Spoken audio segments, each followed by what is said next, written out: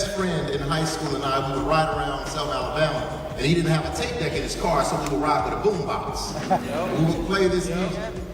And there was something unique about this music. I used to think that it was just that exceptional, and it was. But the truth of the matter is there was something in the music that would lay the foundation for how I would impact the world, particularly in studying the histories and the experiences of African Americans in the South, particularly Atlanta.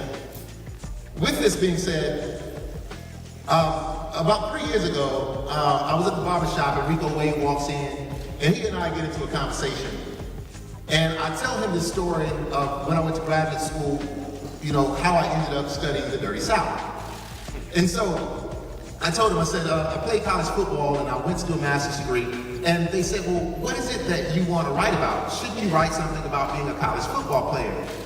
I said, I'm not interested in that. They say, well, what else is it that you may know?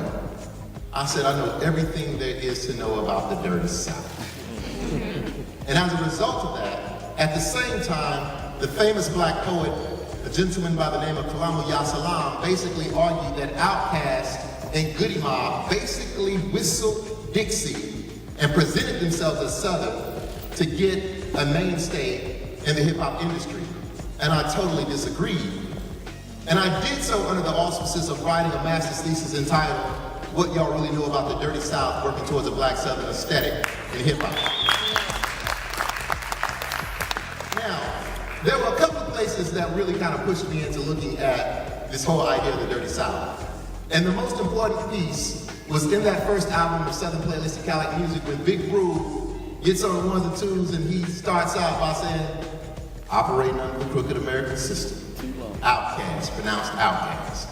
Fast forward about 18 months later, Goody Mob starts out their album with the song Free, a spiritual that laments about the conditions of African Americans in the city of Atlanta. And as a result of this, I was able to really make some semblance and attain a PhD in 20th century US and African American history. I have a book coming out called The Legend of the Black Mecca. I urge you all to get it when it emerges.